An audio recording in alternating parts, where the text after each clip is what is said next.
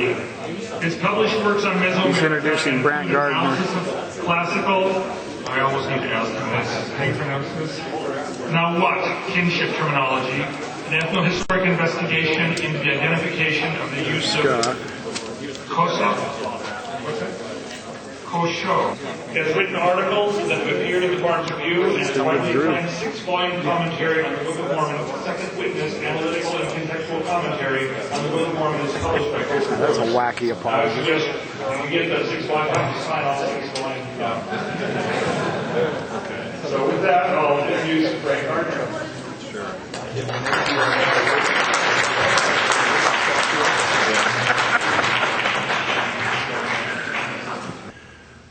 Okay, I'm here with Alan Wyatt. He is the Vice President for FAIR, the Foundation for Apologetic Information and Research. We're here at our conference for 2009, and we are having a ball. It's about the largest attended one so far, isn't it? It is. We have quite a few people here today, and I think we've broke records from previous years. Good number of people here. I think so. Scott's the president, and he was just telling me that we had 400 chairs, and there's only one or two that's not filled in. Right, and they look pretty full in there. It's pretty full. It's been a fun conference, lots and lots of fabulous subjects. So why don't you,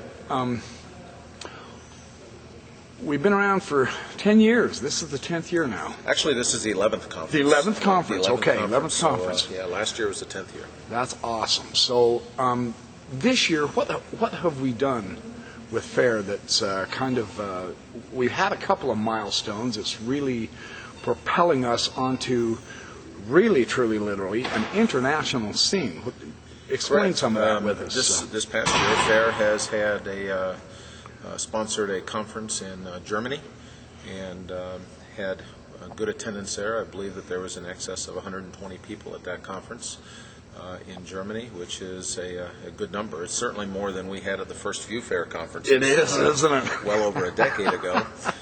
And it was good to see that there is such interest in apologetic topics and in LDS scholarship in areas outside of the United States as well. And I believe that was very well accepted by the people on the European continent. That's awesome. Now, we announced this just recently that we're doing with the electronic media. We've got the website, and right. We have several features with the wiki.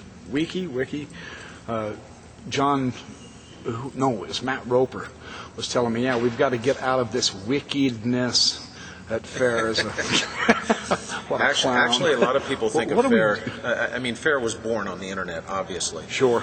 And a lot of people think about the FAIR website as if it's just one thing. But FAIR has quite a big presence on the internet. I mean, we do have the main FAIR website at fairlds.org. But we also have other websites that we host and that we control as well, such as the FAIR Wiki.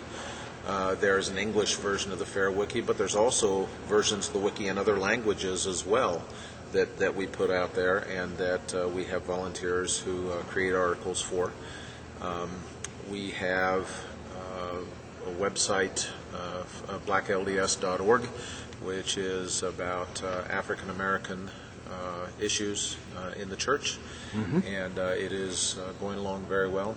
We also have a new presence that we've put up on Facebook recently for those who like to live in the Facebook world. And we've just started for lack of a better term, a Twitter channel recently, where we... So FAIR has become Twitter-pated. It has. And, of course, we have the FAIR blog at fairblog.org, and that is going very well and gives an outlet for people to... A lot of excellent research topics on that one, isn't there? And it helps to bring some of it all together and engender discussion among people and things like that. It's...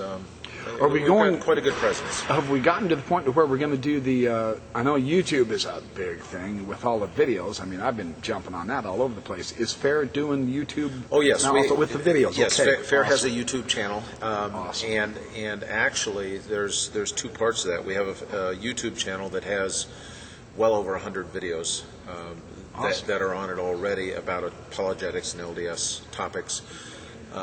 But another thing that we've started this past year is what we call FAIR's Rising Generation, which is apologetic topics and orientation for a younger audience. Many people look at apologetics and think that it's for old guys like me, but it's not. There are topics of interest to the younger generation as well. And FAIR's Rising Generation has their own website, has their own wiki, and has their own YouTube channel as well. So all of that is associated with FAIR also. So it's booming. We've had quite a few topics on Joseph Smith at this conference, and Brant Gardner was talking about the process of translating the Book of Mormon with the idea of the seer stone and hat. And we've been addressing issues basically that critics have just completely, for lack of a better word, made fun of Joseph Smith and Mormonism as far as that goes. The idea of looking in a hat is utterly stupid. And many people would try to get us to believe that because in our enlightened world, we think that we're well beyond that. But particularly those who come from a faithful background, shall we say, regardless of what religion they come from, if they dismiss that and say, God wouldn't do such a thing, he wouldn't work in such a way, it's rather obvious that they're not even aware of their Bible and the way that God worked through prophets in the Bible. What do you mean? Well, if you just take a look in the Old Testament, you'll find, what would God do or command a prophet to do there? Would he make an axe head float on water? Yet we have a record of miracle with a prophet then doing that. Would he cause Joseph to look at what was left in a tin cup to determine almost like scrying, wasn't it? Right, very much That's so. very interesting. In the Old Testament. And if one dismisses what we think, God wouldn't do that with Joseph Smith, well, do we dismiss the prophets in the Old Testament as well? It's a two-edged sword that cuts both ways. Who are we to limit how God works with people? Especially within their cultural context, I suppose. I mean, you got Noah being knocked down dead drunk after the flood. Right. Of course, then we didn't live through that flood. That was a pretty horrendous event, I would suggest. I would suggest. But laying around naked, and so I guess there are anomalies, what we would term anomaly. You think that's probably because we come out of the Victorian age and we like to I think we're above such things, so to speak? Yeah, I think that even subconsciously we try to put bounds on what God's behavior should be. And by doing that, I think we limit him, which in turn limits what we are open to receiving from him. And Joseph Smith didn't do that. Joseph was open to interacting with the divine in whatever way the divine wanted to interact with him. And it came in some interesting ways. It did. And yet not really wildly fantastic. You mentioned Not her, by biblical standards, not no. by, exactly. The idea of who was you saying the bald-headed?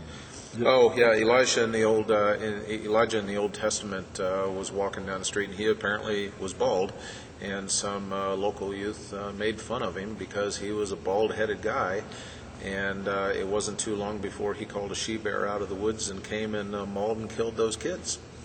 I mean, that's rough. That's pretty rough, just for making fun of somebody. If that happened today, the repercussions of that would be enormous. Right, but is he dismissed as a prophet? In most obviously God continued working with him. Right. In most Judeo-Christian traditions that I'm aware of, the answer is no. He's not dismissed as a prophet. He's still considered a prophet, regardless of having done something that we would consider to be abhorrent today. And yet we limit latter-day prophets based upon what we think they should or shouldn't do, or God would or wouldn't do with them. And that limiting is, I think, more telling of us than it is of God. Because God, that's interesting. in my book, God can do whatever he wants. And how he wants to. Who was it, Isaiah, that said, my ways aren't your ways, right. My thoughts aren't your thoughts. Right. And I guess the divine spectrum can pluck whatever tune it wants to get our attentions or to help continue his work. That's my feeling, and I'm not going to limit God. I'm not going to limit God. I see no disconnect or no inconsistency between how God treated, say, Joseph Smith and dealt with Joseph Smith, and how he dealt with prophets in the biblical sense in the New Testament and the Old Testament. They are consistent in my way of reading the Scriptures. We recognize that we